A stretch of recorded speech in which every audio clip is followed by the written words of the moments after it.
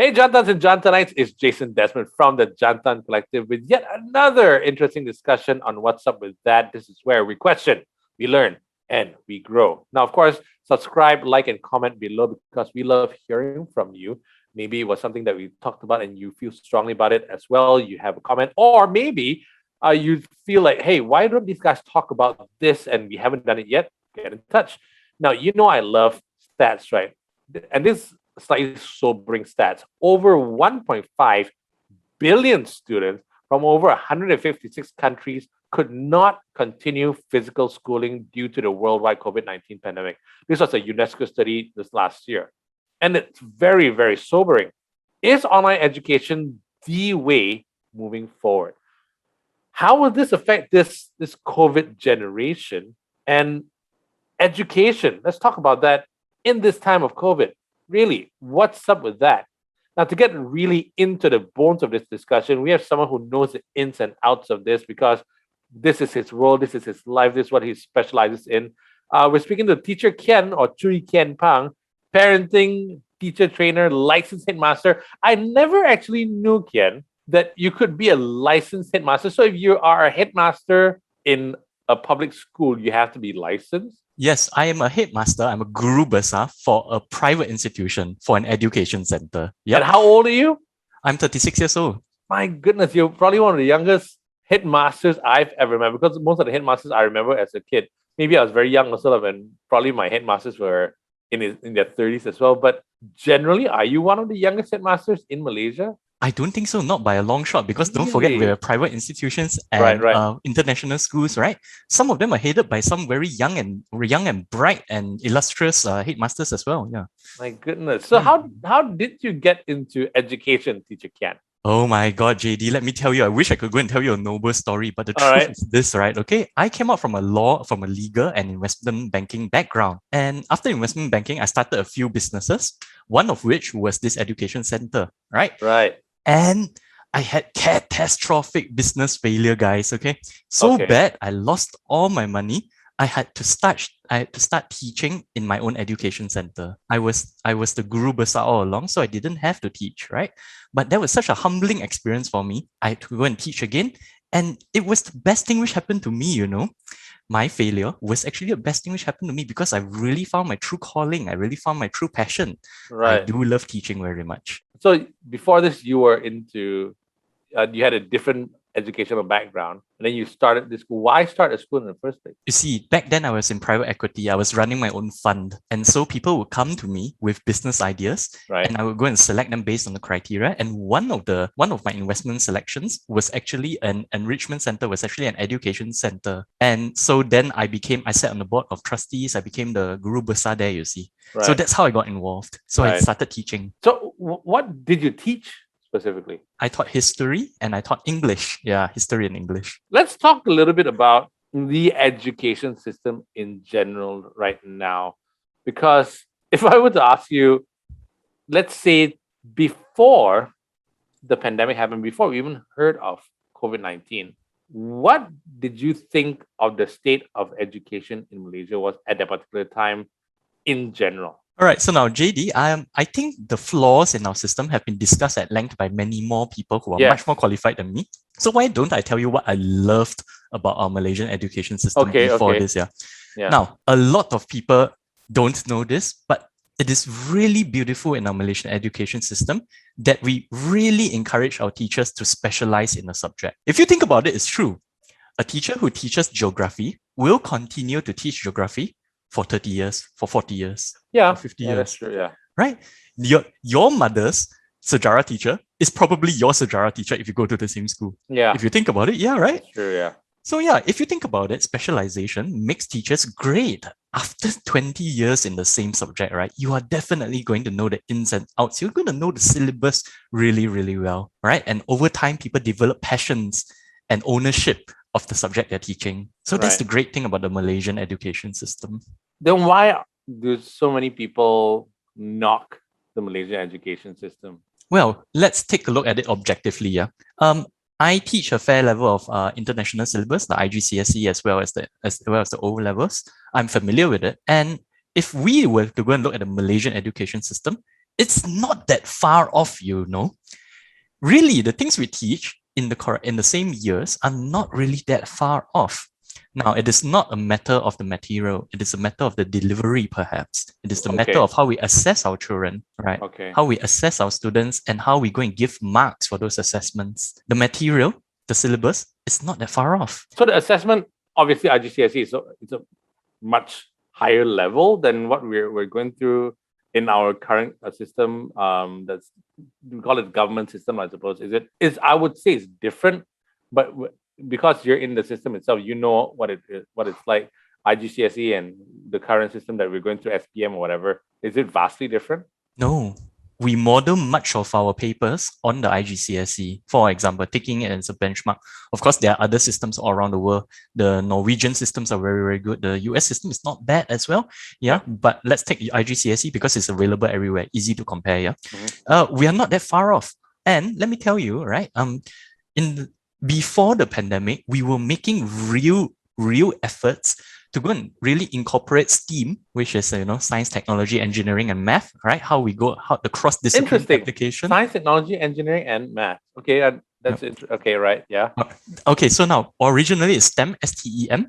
Then they added an A, which is art. So they were trying to go and teach subjects which incorporated cross-disciplinary applications, you see. Okay. And we were really trying to go and adopt that in our Malaysian system as well, right? And I think that is definitely the correct way to go forward for education. This encourages critical thinking, application of knowledge, problem-solving skills. Very, very good direction. Having said all that about how good our education system is, we can agree to disagree on many different things, and there are a lot of different views on how good or bad the education system is here in Malaysia by a lot of people who have actually gone through and said, no, I'm going to take my kids out. A lot of people in power. And then COVID happens and it blows everything just wide open internationally. And here we've heard the stories of a year and a half of this, of kids going in and out of studying from home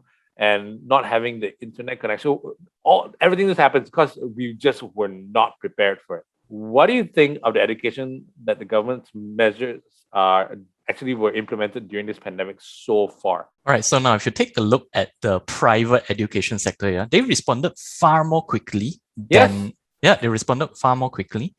And I suppose that the public sector was still hoping that this would be. Remember, the first lockdown was just 2 weeks. And we genuinely thought that, hey, at the end of 2 weeks, we can go back to normal, Yeah. So I think that was what they were hoping for as well. And look, shifting to online learning, right, takes infra, takes resources, takes dedication, and takes investment. And obviously, they wanted to be really sure before they made such an investment. The private sector couldn't afford to wait, because if they stop teaching, then their students stop paying, yeah? Correct. So they quickly shifted to Zoom classes, they quickly shifted online. All right. The public sector waited for a very long time. And I remember even after they started, the number of contact hours was drastically reduced. We're talking about normal school hours of anywhere between 6 to 8 hours, right? Typical schools, which was reduced to 1 hour. Yeah. And this went on for quite a prolonged period of time because we had to go and set up protocols and ways to teach online, yeah? So even today, for example, my son's school, he doesn't go for the entire 6 to 8 hours online class. In total, the contact hours would be around 4 to 5 hours. So there's still some missing hours. Yeah? And when you have a syllabus, which is already very packed, and most teachers cannot finish their syllabuses, if you remember back to our own youth, our teachers rarely finish our syllabus one, So now you have a generation of students who are extremely anxious and easily distracted. Because they're just not primed for that kind of environment. 4 to 5 hours compared to what we had last time in school, and then now drastically reduced. So are they just not ready to study in this manner? Okay, so now here's the thing about physical school. The great thing about physical school is that it introduced structure to us at an age where we could benefit from it a lot. discipline in a way, right? Structure. I wouldn't say Okay. discipline. Yeah, discipline Alright. as well. Yeah, discipline as Okay. well. We'll get to that later. But Alright. structure, all right? Generally speaking, you didn't have to think so much about what classes you had to go to in the morning, what time you had breaks, and what time you would see this teacher today, what books to pack the previous day, right? So nowadays, we don't have so much structure when it comes to online learning. So people are less focused, I would say. Students are less focused. Yeah. That's also the same for a lot of working adults who were initially forced to work from home, and then you're like, they didn't have a schedule. The early days of working from home was absolutely horrendous. Some people were working longer hours than when they were in the office. So I can imagine what it's like. I mean, if we're stressed out as adults, can you imagine what it's like for the kids to actually suddenly be thrown into the deep end of online learning from home, right? Absolutely. Totally agree. Yep. My God. So what then? I mean, like, is it just this is how it's going to be, and then we're just going to try and tweak it along as we go, and then now that it's been a year and 8 months or a year and 2 years now of kids just they're even thinking because maybe we should reintroduce them to school right now, but then parents are going, hey, wait, they're not vaxxed yet. I'm not going to send my kids back to school. Are you freaking crazy? Then are the teachers vaxxed, double vaxxed or not? We don't know, but are the parents of the other kids vaxxed as well? So there's a lot that's not known, right? So how do we go from it? It feels like it's a snail's pace right now. Whereas the private education system has just like, this is what it's going to be, because you're right. If they don't do this, they're not going to pay. So, what are the negative effects of this? That the kids are just like neither here nor there, studying in a school system that is supposed to prep them for the working world or whatever world that is coming out. Well, JD, this is well, I'll mix a bit of my professional opinion and data backed research, yeah. Okay? Yes, As okay. well as my own personal feelings about it, yeah. Okay, now kids nowadays they receive information in drastically different ways from me and you. Yes, right? I noticed that. Yeah. Because of this, right, they are very, very stressed and anxious. They have developed a type of instant gratification type of mindset. That's probably because of social media also, isn't it? Very good. Yes, Right. correct. Social media, right. The other day, Facebook came out to go and admit that their platform was depressing. And I wouldn't be surprised if some of it was intentional. The other day I went to go and train this large software company in Malaysia. And when I talked about this, they were laughing because they had a UI UX, which is user interface, user experience department. Yeah. And they just admitted, they said, yes, we design our app and our website to be as addictive as possible. We want you to go and spend as much time on our app that's as the possible. point. It's a business, right? Business, right? Yeah. Right. Unfortunately, right, this business is how our kids are getting in information nowadays. So this is something TikTok and whatever. Absolutely right. And this is something which I would love to go deep dive. I'm not sure if we have the time, but I am a champion of something called algorithmic polarization. Okay. So now polarization is, differences in opinion, right? Yep. We become more and more extreme in our opinions, more and more set in, more and more stubborn, right? Unwilling to accept another points of view. But guess what? When our kids go to Google, when our kids go to YouTube, when our kids go to social media, they are only fed information which pleases them. Yes. Right. Very simple. Yep. If I go to YouTube and I see things which I don't like, I'm going to log out from the app. Correct. So they will only show me things which I like. And what do you think happens to our mindset then? Do we develop critical thinking skills? Right. No, we don't, because we're only seeing the same things over and over. We are not examining things from another point of view. Right. So this is really, really dangerous. Okay. So it's like, I don't want to eat my vegetables. I only want to eat sugary donuts. And I'm like, okay, no, you should eat vegetables because it's good for you. No, sugar, sugar, sugar, sugar, sugar, sugar, sugar. That's what's going on right now with social media and also all these apps, right? Well, sugar is one example. Let's take another example like vaccinations.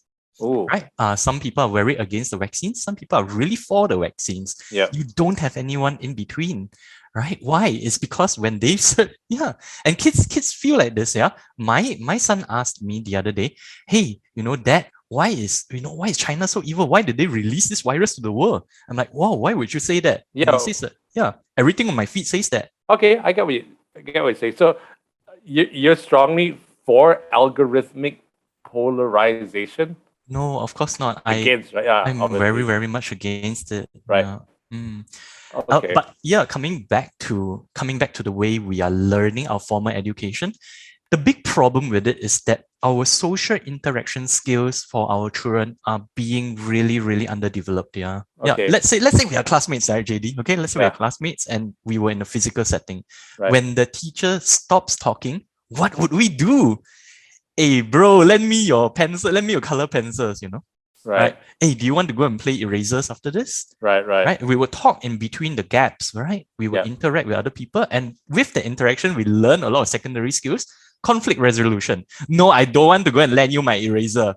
Please lah, I'll negotiate, right? We negotiate, we fight, we learn skills, right? We Life learn skill. leadership skills, life skills, right? Right. Now, when the teacher stops talking in Zoom, our children still can't interact with each other. Yeah. Yeah. What do, because I don't have kids on my own, right? What do kids do in between the time where the kids are actually, where the teacher's actually on Zoom and they're not? Do they just sit there and then they just do their work on their own? No, of course not. Probably Discord, probably Minecraft, probably Yeah. PUBG, right? Yeah. Yeah. Well, that's a whole different world to what we grew up with. Absolutely. And if you think about it now, right, JD, as a successful business person, right, you think of all those skills which you developed in childhood. Yeah. When you fought with that person, when you fought with that bully in the playground, or when you were crying and asking for help, all those are skills. Very fascinating. The kids are missing out on a lot. And for teachers, though, what is it like for them now? I mean, like, are they stressing out? Are they struggling with this? Because when you see a student in front of you, and then they're making noise in a group of public students, like 40 kids in the classroom and everything, right? You can tell who is the naughty one, who's the loud one, who's the smart one, who are the ones who are always at the back, who are the ones who are always like try to the teacher's pet and everything. You can see it right smack in front of you because everyone's just there. There's now, yes, you can see your students in Zoom, multiple screens, or whatever it is that they're using. How much harder is it for teachers in this day and age, in this COVID age right now? JD, it is extremely, extremely tough, all right? And I'm going to talk a bit about classroom pedagogy here, right? Classroom management. Right. Now, certain teachers are very, very well liked in schools. Yeah. But when they glare at the class, the whole class will keep quiet. Okay. Right? On the other hand, there are certain teachers who are also very well liked, but they can shout and shout and shout at their classroom no and no one listens. Yeah. Right? Why? So it's not a matter of likability, right? It's a matter of how consistently you enforce the rules in your own classroom. So what I'm trying to say is, okay, teachers who shout and threaten, but never carry out the execution of the punishment, those are teachers which would rapidly lose the respect of their students. So basically, right, parents, this is something we all have to learn. If you have set a rule in your house, you have to enforce it.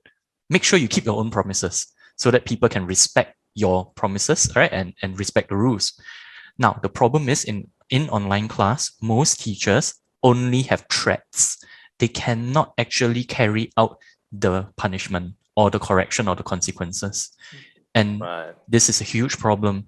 So what can the teacher do? The teacher can only mute you, or the teacher can turn off your camera, or the teacher can kick you out from class. But guess what? That's what they want. Last time you get sent to the principal's office or stand on your chair or repeat this, write this 10 times. Yeah. Right. Yeah. But now they can't. It's like a toothless tiger. Absolutely. And no one respects a toothless tiger. Or rather, you have to be very inventive in how you enforce your discipline in your classroom. It's quite sad though. Already teachers are severely underpaid. They have to do more now. And then their teeth, their fangs are taken out from them. Yeah. How do you feel about that? For younger children, I think that this is going to be a severe problem because for younger children, right? I mean, they learn a lot of skills in kindergarten and in primary school, especially skills like concentration, mental discipline, and tracking. Tracking when the teacher walks, your eyes will follow the teacher, generally listen to what people say. Nowadays, when someone is speaking to you over the speaker, your concentration skills are really underdeveloped. I never knew that. There's more to it than just being in class, that you're being taught motor skills, you're being taught like tracking. That's interesting. Let's talk a bit about that. Already it's a problem. If you have internet connection and you are connected to class and you are there for whatever reduced amount of contact hours, 4 to 5 hours compared to the 8, right? It's already a problem where the teachers can't discipline you properly. Then now we have another problem where some kids, and this was widely reported already, there is a digital divide. Some kids just have more access to devices, technology than others. What can we do about that? You actually mentioned infrastructure earlier. This is it, where we're just not set up for an education like the system that we have to have now. So I was reading some statistics, and more than 90% of households have a device at home. More than 90%. More than 90%. But you see, here's the thing. The number of devices is the problem. I might have a device, my spouse might have a device, but we need it for work. And let's say we have 3 children. The numbers don't add up already. Correct. Yeah. So what do? Share it, right? You can't do it. Then your work will suffer, right? Absolutely. Or even if you have 1 device or 2 devices set up for your 3 children, how are you going to choose which is the one who's going to be underprivileged? Especially if you're from a B40 family. If you're from a B40 family, it's really, really tough. Yeah. So this 90% is it just across the board or? Across the board, they have at least 1 device at home, more than 90%. So what do you do about that? Well, fortunately, there are some very charitable people like YTL. They started to go and give out the free handphones, remember? I've got some reservations about that because there were also reports of the phones exploding. Right, yeah. So, yeah, it was a thought that count. I give to them that they actually did feel like, you don't have a phone, I'm going to give you a phone. But is that all that we can hope for? This is why there's a very strong push, not just for pedagogy, not just for learning, all right, but also practical reasons, right? Why we should really go back to school as soon as possible. At least for people who do not have a device, an internet accessible device, they should perhaps be given the priority to go back to schools. Having said that, right, I see very, very, very real mechanical and physical roadblocks to reopening schools. Look at the US, right? Their adult population is mostly vaccinated, but their kids are not. And that's why now you have 5,000 cases in schools, thousands of kids getting hospitalized. I think that's what the parents are very worried about here. I'm very worried about it too. And and when they were talking about reopening in September, I'm like, wow, how does that work? They pushed it back to October, right? So even October is not going to be okay. Correct. Yeah. Yeah. So I'm torn about this because you're a parent of kids who go to public school. Yep. You obviously can help provide your kids with the necessary technology for them to go online. Yes. There's a lot that don't have it. So correct. Is there no solution to this? What can we do? Like give all the students like really cheap handphones that explode so that they can actually go online to study, or do we take them back to school? Do we do a half and half system? How do we do this? Okay, so now this comes into the realm of public health, and I'm really no expert on this. Right. But I can give a little guess. Yeah, I can give a little guess over here. Now, getting everyone vaccinated is only half the battle, and it is not a very practical one, because just because we're vaccinated doesn't mean that the virus is not around. We can still get infected. Yeah. The virus is still on our clothes, on our hair, Yeah. And we can't just rely on mass immunity. We also have to go and do some form of quarantine, lockdown, to bring the numbers down. Otherwise, the unprotected people will be infected, So do we just keep our kids home and just hope for the best and just continue online learning then? We will have to reintroduce school reopening in phases. And even then, it must be only when the numbers come down. Because there's always this breaking in period where it's very, very tough initially, where it's like anything, when you first learn a new skill, it's very, very hard to get to be good at it. And then once you get a hang of it, you master it and whatnot. Are we in the awkward phase of online learning where our kids are just trying to understand it? We are trying to figure out our workaround and everything. Maybe they just might get better at it. Maybe you should just do this online learning thing indefinitely anyways.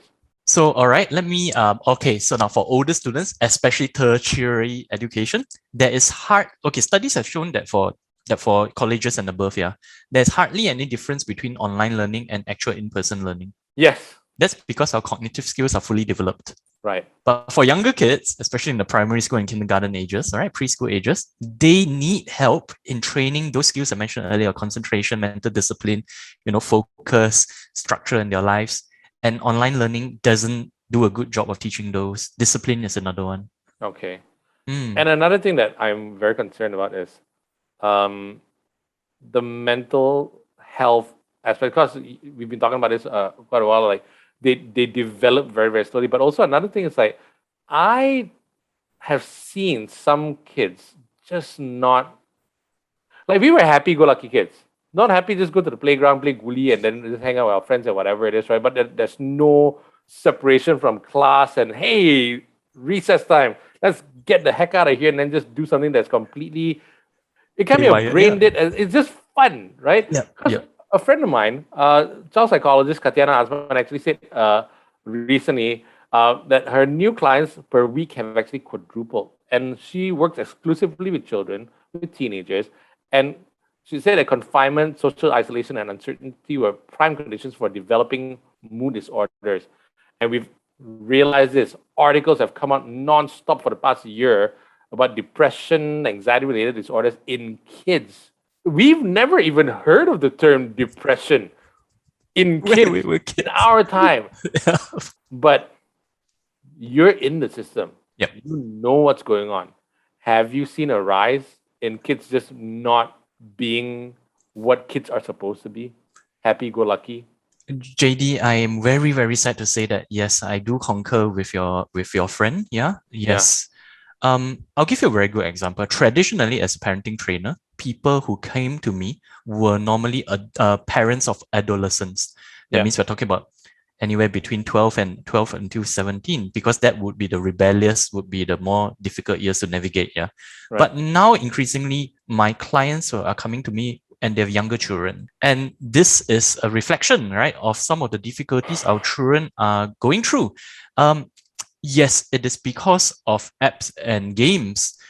Right now, I'll give you I'll paint a very clear picture to you and you will understand immediately, right? Okay. For JD, for us adults, right, before the pandemic, to be happy, what do we have to do, What gave us, Before the pandemic, what do we have to do to be happy?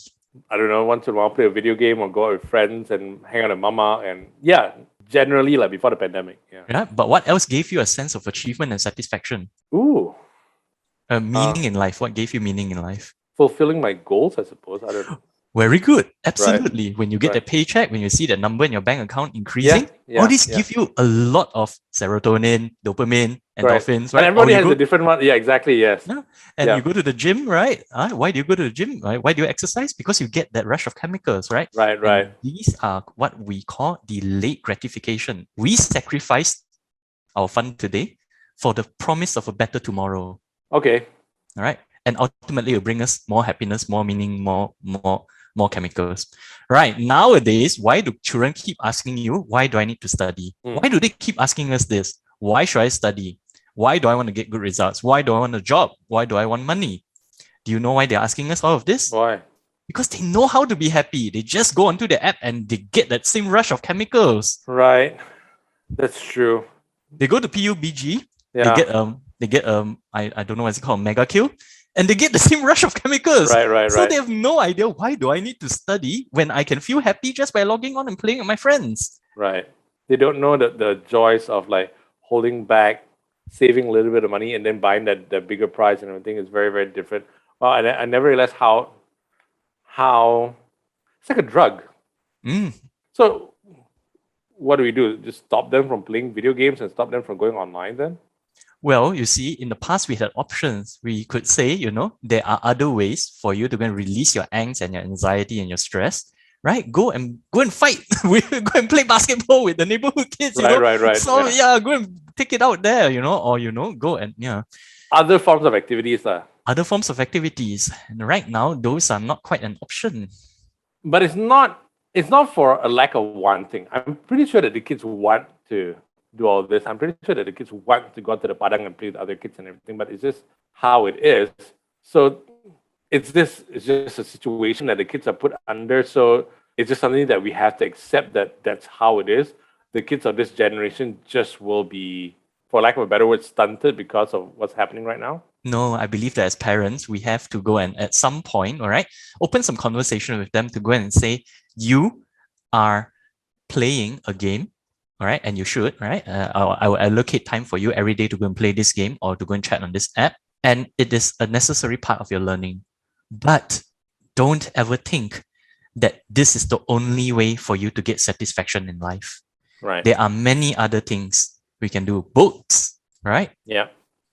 Learning, hobbies, arts and crafts, which can give you a different form of satisfaction, but possibly more meaningful forms of satisfaction. The problem is when we go and treat the device as a babysitter. Yeah.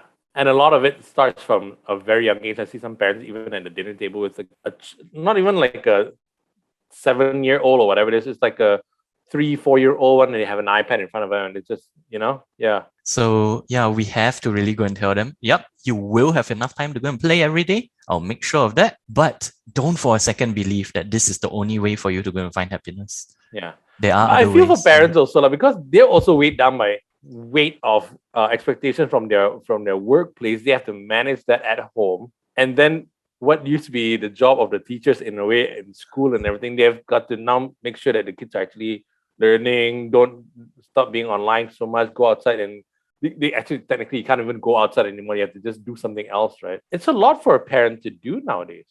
Absolutely. And that's why you will get no judgment from me. If you tell me I have no choice, Ken, I need to go and use the device as a babysitter, you get no judgment from me. I totally understand where you're coming from. Yeah. You are also facing a lot of stress and you're also facing a lot of anxiety. No judgment from me. But let's see what we can do together to go and open conversation with your child to develop habits. I also want to touch on something else. Like young kids, really, really young kids who are in school, yes, they need to develop some form of interaction with other kids, like conflict resolution. You talked about that as well.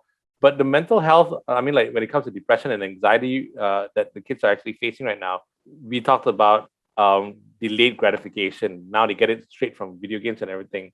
But another mental health worry is that some of these kids who are closer towards to finishing school or whatnot, they see, why the hell do I need to study so hard when I don't even know whether I can get a job out there now? How do you deal with that? How do you manage a child who sees all of this and there's just this sense of hopelessness out there? All right. So now, JD, fortunately, okay, I have an answer for this. Surprisingly, yeah. Okay. All right. Now, earlier on, you said something which I love so much, and it really shows your wisdom and experience. Yeah. You mentioned goals, right?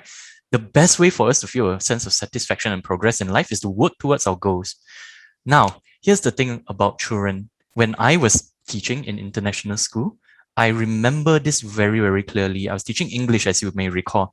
Right. I asked my kids, year 9, which is around 15 years old, to go and write an essay about my hobbies. And this is something we used to write all the time when we were kids, right? And to my horror and surprise, JD, okay, most of the class were unable to progress beyond the first 2 paragraphs. Like, what do you mean? They don't know what their hobbies are? Yeah, so they came to me and they go and asked me, Teacher Kian, okay, watching YouTube considered to be a hobby or not? Oh my God, no way. Mobile Legends, is it considered to be a hobby? See, when I say no, I'm so afraid that I'm one of those old guys that says like, oh, in my time, we used to have other things, we used to play out in the garden and everything. Is that technically considered a hobby, the Mobile Legends, PUBG and whatnot?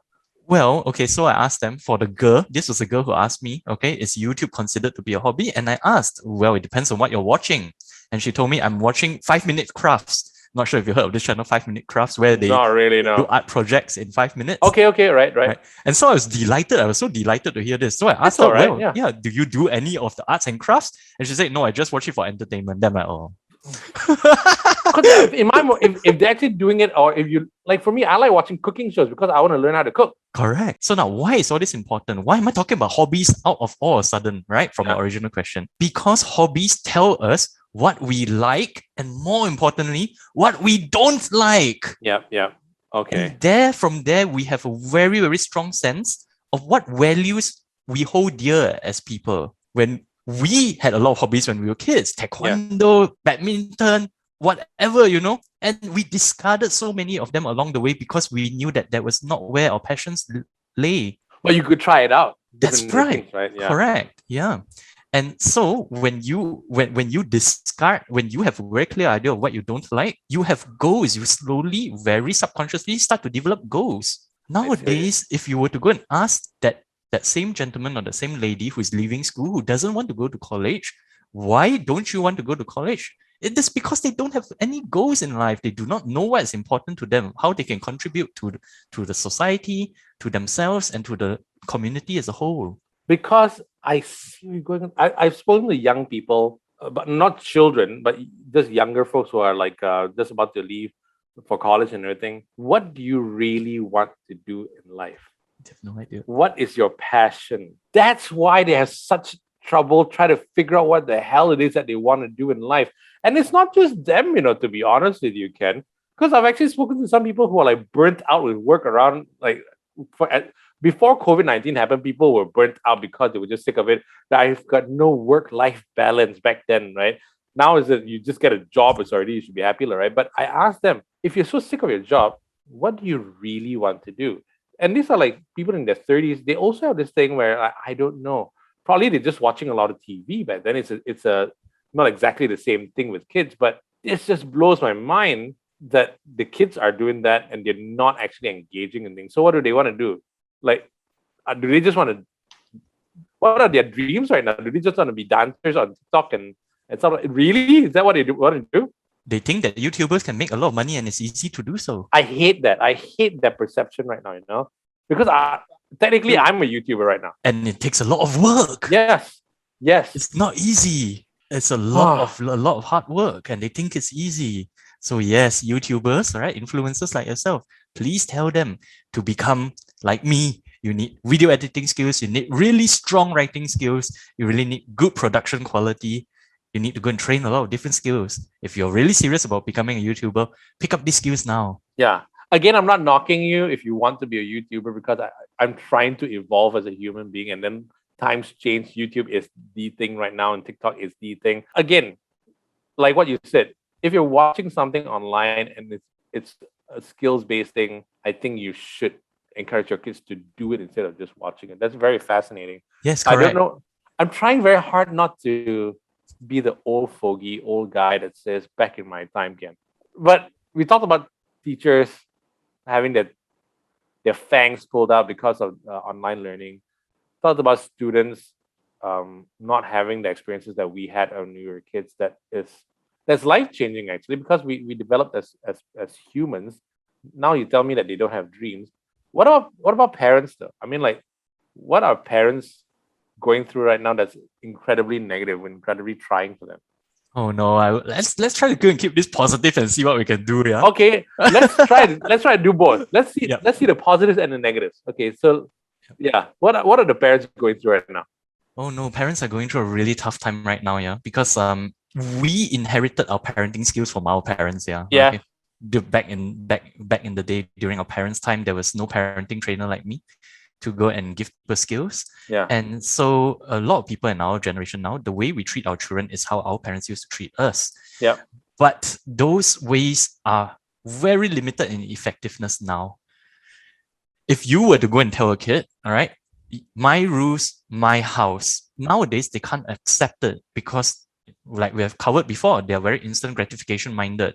They will not embark on a project, or they won't be convinced by your reasoning if they don't see how it will benefit them directly. I will give you an example. You from this analogy, you will immediately understand. Yeah. Now, when we were kids, okay, and let's say our cousin comes to our house to play, our parents will go and tell us, "Hey, JD, go and share your toys with your cousin." Then we will ask, "Why? Why do I want to share my toys?" Right? Yeah. And they'll say, "Oh, because we take turns, so everyone is happy." Right? Yeah. And that would be enough for us. Nowadays, kids, you try that, they're going to say, why should I share my toys? And you say, oh, we take turns, all right, so that everyone can be happy. They'll be like, why do I care if he's happy? Right. Yes, because they do not see how the other person being happy will benefit them. So is it our fault? Is it the fault of social media that they've become like that they just evolved that way? That means if we never let them have go online and and get this instant gratification from games or not, they would have turned out very differently. It's no one's fault. It's just that we have to go and evolve our way of speaking, and Right. eventually they'll get it, all right? Okay. So now what can we say? We can go and say, hey, you got to share your toys, all right? So that he will share his toys with you when the time comes. Then they'll be like, oh yeah, okay, I get a bit of win-win situation. It's a reward-based way of explaining it to the child, is it? For younger children. Children. I just don't know whether because we were Gen X or Gen Y back then, we just accepted it because our parents said so. So what, are the kids just being more rebellious now? No, it's not that. Like, what's going on here is this here, okay? Now, when we were kids, and let's say we wanted to find out why is the sky blue, what would we do? We'll ask our dad, Yeah. Hey, Dad, why is the sky blue? And dads they'll go and give all types of reasons. Might be true, might not be true, right? Yeah. And give you a really good dad joke and you laugh about it. But guess what? Whenever they answered, whether it was a good or bad answer, we thought that, wow, Dad is so cool. Wow, Dad knows all the answers. Yeah. Nowadays, when our kids ask us, hey, Dad, why is the sky blue? What do we answer? What do we say nowadays? My God. Go to YouTube lah. Oh my God. Yeah. Correct. Because I would actually go all the answers are Google it, man, kids. Go Google it. And so what happens is we're actually giving away a lot of respect to the devices. Why do you?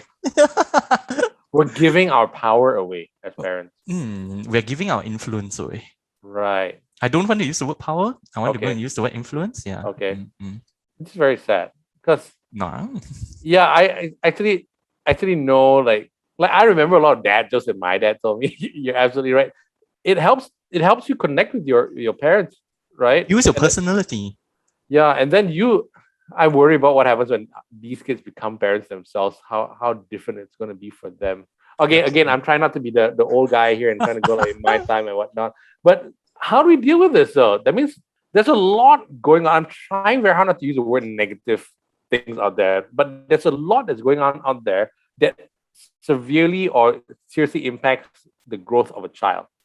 It's an entire generation though right now because of COVID. How do you think, I read somewhere I can't remember where I read it, that they're going to call this the forgotten generation or the COVID generation. How do you think this COVID generation is going to turn out though?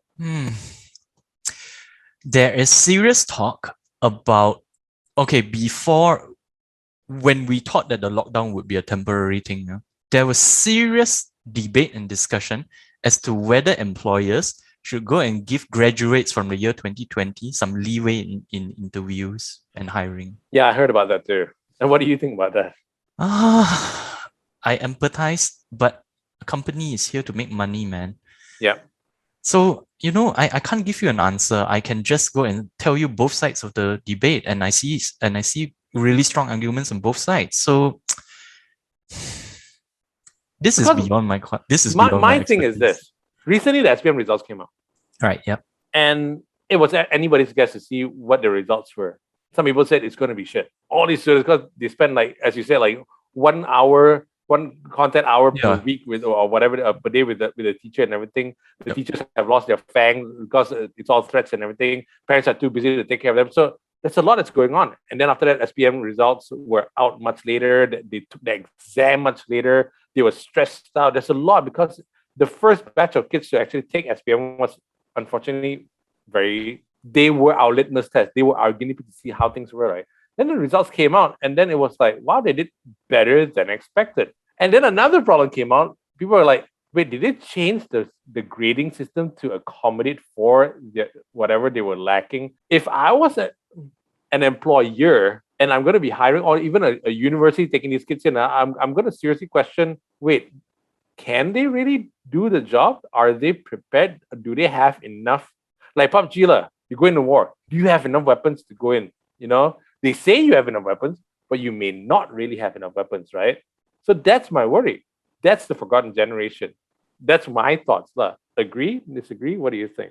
I do agree with you, especially for kids which are transitioning between very important years. Like, for example, kindergarten to primary. It's a huge jump, right? And primary school is not easy in the Malaysian. Here's another thing. The Malaysian syllabus is not easier.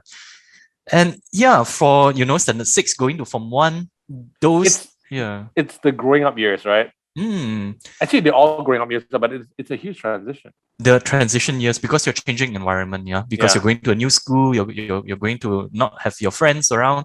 Not that it matters now because they're just looking at a screen, It's a very different world now, right? It's a very different world, yeah.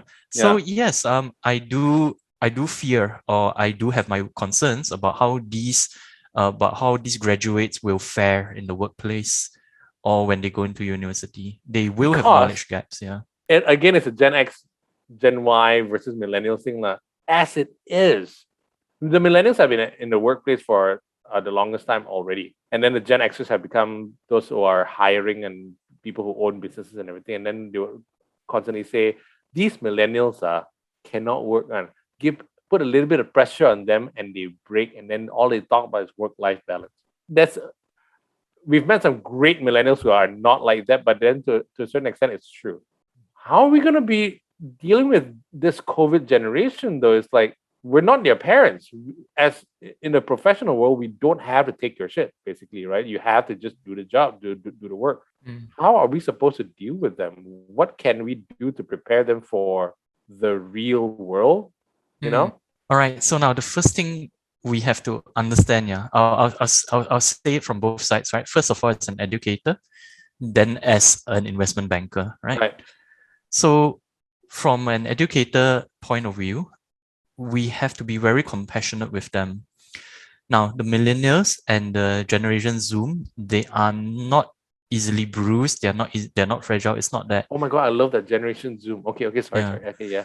It's not that they're fragile. It's not that they are easily sensitive. It's not any of that. It's just that they are dealing with very, very, very high levels of anxiety. Yeah. Well, put it this way, okay?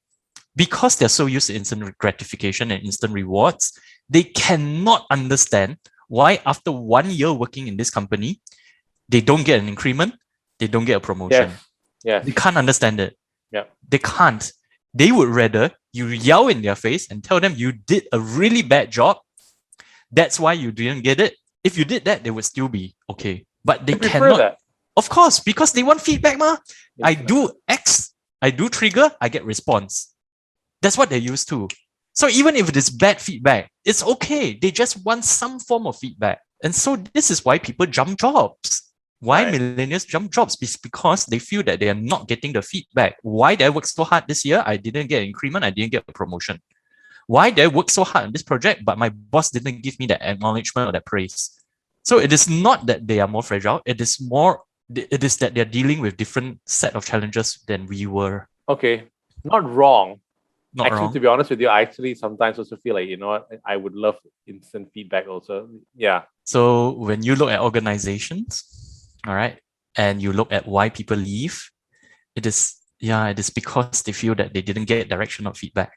Okay. It's one of the main reasons. So that's from your educator side of you. From the investment banker point of view, what do you think of all this? I'm running a business. I have stakeholders. I have people to be accountable for. You've got bigger things to worry about, right? Yes.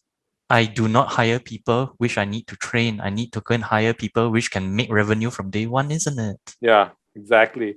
In the words of the great Harvey Specter from the TV show Suits, he said, I need a grown-ass man to actually do the damn job. I'm like, yeah. So and I always watch that. I'm like, that's so true. No, I can't be mollycoddling you. I can't be holding your freaking hand throughout the whole time. And when the pressure of the day is gone, and I go like, maybe I could have handled that better. I'm so sorry and everything. But I've got profits and losses to balance out. And so far, it's mainly losses. If you had just done your damn job, I would have kind of balanced things out. So no one's right here, is it? No one's right. I mean, well, it depends, right? So if companies are interested to retain their talent, and it is proven statistically that it is cheaper to retain your talent than to go and keep hiring. Correct. Yeah, because you have to retrain and you have to go and pay a hiring premium, right? Then you need to go and evolve your methods of communication to go and keep the millennials satisfied. That's it. It's like how I would probably never want to have worked in my dad's office when I was younger, because I wanted to work in a cooler environment, very, very different. Because newer companies would do things differently because they were more woke, I suppose. More woke. Yeah, I don't know. Because my level of woke from the 90s was like, hey, we're different from the baby boomers. Let's do things differently. So now you think, so now we have to evolve again. So it's a constant evolution then. Of course, yeah. I mean, human capital is your most important capital. If you're interested in retaining it, then just change the way you give them feedback. There's a low-hanging fruit for now. Oh, okay. There are a lot of, again, I don't want to say it's negative, positive, or whatever. There's a lot that I'm very worried for this generation that's coming out, and it's not just the Form Fivers, the SPM, the SCPM, whatever. It's like the ones you were talking about, just going from kindergarten to primary one, and then from primary to secondary and everything. It's a whole entire generation of youngsters. But are there positives that we can take out from all this group of instant gratification kids? Are there any positives from what we're going through right now? Well, here's the thing, right? Millennials are statistically some of the most hardworking generations there are. Really? Statistically, you will not find millennials shying off from the long hours. They feel that, right? They can be very very hardworking, right? But now they need to go and learn a bit of regulation and emotional regulation and self-control. If they understand where is their anxiety and the stress coming from, if they go and do a bit searching inside, then they will turn out to be very, very fine individuals. In many aspects, they will be stronger than us in skill set because they have the ability to make judgments and to go and make decisions based on limited data, right? Nowadays, it's a skill set for them to go and scan an article very quickly and to go and pick out all the salient points very, very quickly. Yeah. Right. So they have those skills over us. Actually, you know what? To be honest with you, I think the millennials, their research skills are on top of their game because you give them something to try to figure out. And again, I'm not saying all, and even in our generation, not all were hardworking as well. But I gotta say, like, you need to try to figure this out. There are a lot more resources. There's YouTube. There's they can freaking wiki something immediately. There like what did we have back then? We had discussion groups and probably user groups or whatever it is, right? It's the millennials are okay. I'm actually okay with the millennials. It's just I'm really concerned about the what do you call it? Generation Zoom, right? Like because they're so different. Like this whole situation has been forced upon them, right? So what positives can you get out of that? It's hard. It's hard for me to pinpoint any specifically because at the moment anyway, because it's so new, right? Heightened decision making, ability to go and extract information very quickly. For example, right? For us back then, when we read the newspapers, we will read until the end of the article before making a decision. Correct. Nowadays, they just look at the one paragraph on Facebook and they feel that I already need to know all the salient points just by here. Interesting. I mean, they're really, really good at getting information across. The communication skills are really, really good when in terms of writing and recordings. Right. Also, do you think if they manage it, if they can handle it, and there's a lot that's weighing on their minds and even us, right? Because there's so much stress, slight doom and gloom of the world that's going on right now. Much like how I like. It's a very bad reference, but maybe like the wartime, World War II, whatever, because they grow up in this pretty horrid time that they can handle pressure and they can handle stress and they can handle anxiety a lot better. They can't. They can't. How are they coping with it? They're coping with it by escaping into apps and games. Escapism. Yes. So no, they can't. That's why they're viewed as fragile by people who don't understand them, easily bruised. Like how a Muay Thai fighter fights is like his shin is practically broken down. Correct. To the point where the nerve endings are all dead, and then it's like this piece of metal in his shin. Correct. And then he becomes stronger. Yes, correct. Could that happen to our kids of the Zoom generation, the COVID generation? So you see, the thing about Muay Thai fighters is that they have rest. Right. But our kids, they don't have rest. When they have mental injuries, and there's a lot, right, from the internet, negative comments, bullies, cyberbullies. Yeah, they trolls, don't have rest. They don't say, okay, I need social media detox. They don't. They just wade into it. They get into online arguments. Is that what the parents' role should be? tell them to that you need to get away from it to detox, or are parents also? I think some of the parents are also obsessed with social media right now, right? Absolutely. Right. So yeah, parents need to understand this. Say that, hey, sometimes if you meet a cyberbully, what is the best way to deal with it? Stand up to him and then just take a break, walk away from it. I think for the most part, a lot of parents are ill-equipped to tell their kids that, because I think they don't know how to Yeah, look at the navigate social media. absolutely look at the people amount of adults who are arguing on Facebook, LinkedIn, Right, exactly. So they don't know how to deal with it also, right? Yeah. Because there are some slightly woke people who have gone to the point where, like, you know what, like in my case, I'm so disillusioned with what goes on Facebook. I literally only do most of my social media stuff, mainly just for work, to promote whatever we're doing. Otherwise, I just switch off, because I'm like, wow, I really don't need this shit. Literally, right? But a lot of people, you're right, they just get sucked into these discussions, and then we're hoping that these parents can teach our kids a thing or two about detoxing from the internet. So how again? That means it's just going a vicious cycle with these kids again.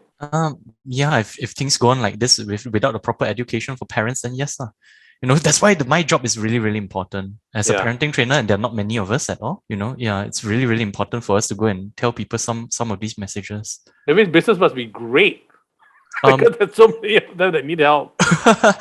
Here's the thing, okay? Here's an insider secret for my industry. No one thinks they're a bad parent. Yeah. It's something which is very hard to admit, right? So you don't, it's like, no, there's something wrong with my child. I don't need to look for teacher Ken. I need to look for a child psychologist. Yeah. How do we tackle this, teacher Ken, from a professional standpoint, from a personal standpoint as well? Because you've got kids who are in this situation right now. Yep. What can we do to better equip, I suppose, our kids to deal with what's going on right now, and to prepare for what's in the future? Because education is what education can do right now. It is what it is right now. What are the roles of parents in this situation right now as we move ahead? Hey, I really think that parents need to study. They really need to understand themselves. What are some of the insecurities they have inside, right? What are some of the sources of disturbance and unhappiness they have inside? And they have to go and teach those skills to their children as well. So yes, all right, perhaps schools should take a closer look at teaching spirituality, concentration, mental discipline in school formally. Okay, so the education system, everyone's trying different things, online, hybrid, whatever it is, right? And then it's a trial and error thing. But you touched on this earlier about the mental strain that these kids are under. There's no break for them. That somebody, I think it was the US, that they said, I think we need to check in on our kids, on our students, more regularly with a professional. Because parents have their own responsibilities. There's a lot that they need to do. I think they need to have like a child psychologist, psychiatrist, whatever you want to call it. Do you agree? Do you think they need that? Totally agree. Well, it doesn't have to be too formal. More of understanding yourself, where your emotions come from, what will happen if you give in to escapism, how do you deal with addiction. All these need to be, meditation classes or yoga classes or berzikr classes if you're a Muslim, right? Yeah. All these are really, really good to help you regulate your emotions instead of always running to the device to go and get those chemicals. So concentration goes a long way. I'm a huge fan of concentration. All right. I think anything that's meditative teaches you focus in a way, doesn't it? Right. So is it something that the authorities should because I don't think they even think about this when they think about budgets or whatever it is, right? They think about administration, and we're currently going through this nightmare of a change in administration again. Should they be very, very concerned about how our kids are developing, that they really need to put in a lot more funding into providing more care for these kids' mental health? So you see, here's the thing: mental is not the number one issue. Emotional regulation is the number one issue. So yeah, mental and emotional regulation. Yes, I do believe we should formalize it in our syllabus. Because I'm worried, Ken. Because even our generation, Columbine was a very scary thing when kids were in school, and this was Generation X, post Generation X, and then the school shooting started in the US, where kids were saying the kids are breaking, the education system is failing them. There's their mental capacity, this mental capacity, that, and then the school shootings never stopped. And then recently, with COVID, and then kids away from school, back in school, away from school, back in school. In Singapore, I don't know whether you heard about this, in the River Valley High School or River Valley, I can't remember whether it was primary school or high school. One kid bludgeoned his classmate to death. And that freaks me out. I don't have kids of my own. And that's actually one of the reasons why I don't have kids of my own, because I don't know, I might not be the best person to have kids. I don't know how to parent properly, right? It's a worry, isn't it? Because it just seems to be going from bad to worse when it comes to emotions and the mental well-being of our kids. Do you get concerned about things like this? Should the administration be concerned about things like this?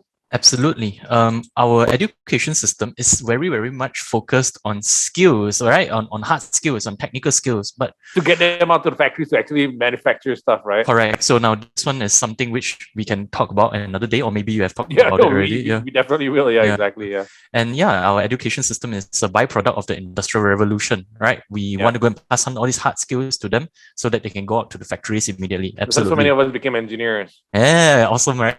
Yeah. Yeah, but no, the way we receive our information now, no, we really have to go and teach our kids how to go and take care of themselves, both physically as well as mentally and emotionally.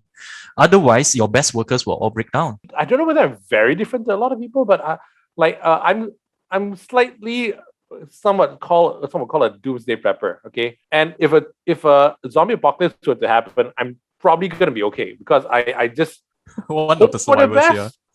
Right, I want this COVID nightmare to be over. I want to go back to watch movies in the cinemas. I want to go hang out and mom out with my friends and everything. But I'm in this for the long run. If this shit were to happen for the next 10 years and they're still trying to figure out how we can work around it, like an endemic, right? I'm probably gonna be okay.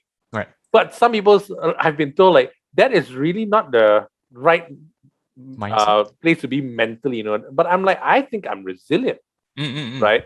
Should that be something that we should be instilling in kids? I'm caught between, yes, it's a great idea, and also, I don't know whether we're scarring the kids. What do you think? Well, okay, from a business point of view, right? For my own business, I'm just going to go ahead and assume that this is going to be the new norm, right? I'm going to assume that it's going to be the new norm. However, I do not hope for this to last, because our economies are driven by people who are more than me and you. A lot of people are unable to make that transition, or they have real challenges making that transition. So if I were in a position of influence or power, I would do everything possible to go and try to go and get us back to some sense of normalcy. No, I wouldn't tell my people that, okay, this is the new norm, get used to it or die or starve. I would do everything in my power to go and put it back to the way it would, to some form of how it used to be. And I really hope to do so because of our children's learning. But from a business point of view, no, it is very, very harmful and irresponsible for us as business owners to go and assume that it will go back. No, just go and assume that this is going on for 10 years. Just pivot if you have to. Okay. But should we be telling our kids that this is how it's going to be, man? Just prepare for it. No, I don't. I don't think the kids are ready for that. But you know what? They don't know any different, though. That's right. This is what it's like for them, right? Right. So instead, what we can go and say is, all right, now focus on doing your best today. Just be better than you were yesterday, and that's fine for now. Don't need to go and worry, because you're strong enough to deal with any challenge coming your way. Don't worry, I'll be there with you as well. Because I think one of the problems is, like, because we think of our good old days when we were in school, we had this, we had that, and everything. I'm not keeping information away from our kids. I'm not hoping to do that, but I just think that if we don't tell them about our good old days, right, it's like, what's the difference? It's like, learning from home. This is all I know anyway, and just go ahead with it.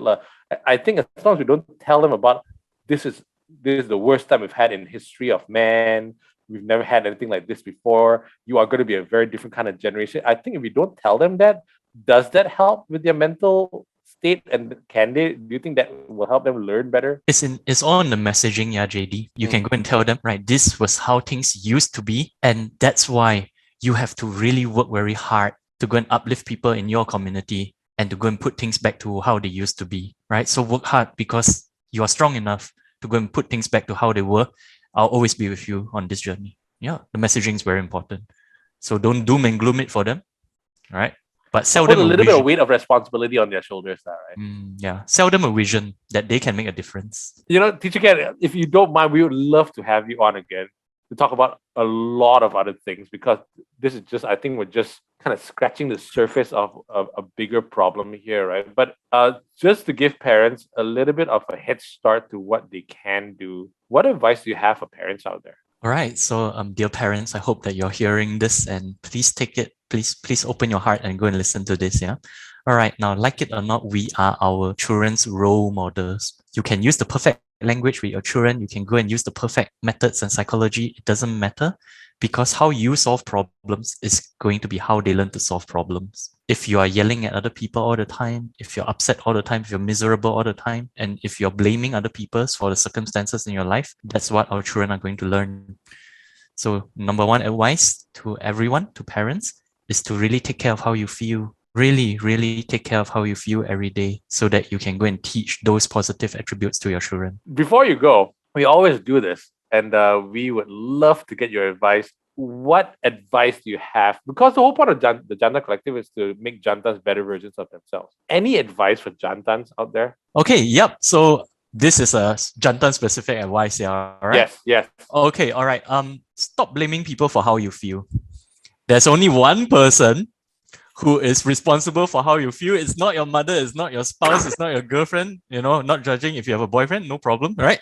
Yeah. But stop blaming people for how you feel. The only person who is in control of how you feel is yourself. So if you're feeling insecurity or unhappiness, or your ego is getting in the way of you achieving great things, deal with that first, my friends. Wow, that hit me right there. I felt it. I'm like, oh my God. Okay. It's a very different world. When we first started the Jantan Collective, the world was a very different place. We were trying to break new grounds and break barriers and this, and then this happened, and then wow, this is a even tougher world than we thought it is. So what do you think is the biggest challenge facing Jantans today? We are under a huge amount of self-inflicted stress, and we do not know how to deal with it. Traditionally, we were soldiers, we were farmers, we were mercenaries, and that type of thinking has inherited all the way down to today. But we do not know how to go and take care of our emotional well-being and our mental health. Yeah, it comes back to the same theme actually. Yeah. Okay. So what should Jantans be doing better at? Studying. Study. Power of now, very, very apt, right? We were talking about this 7 habits. Study, improve yourself. Don't try to go and change circumstances and other people if you don't have your own kitchen in order. That is brilliant.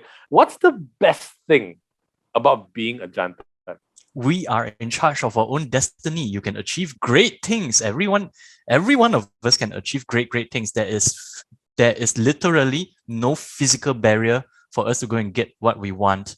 It is just an internal barrier now. Teacher Kian, thank you so much for chatting with us. This has been very eye-opening for me, and you're definitely coming back. Thanks so much, Teacher Kian. All right. Thank you, JD. It was a pleasure. That was very, very interesting. And you know what? I hope you enjoyed that little discussion that we had with Teacher Kian.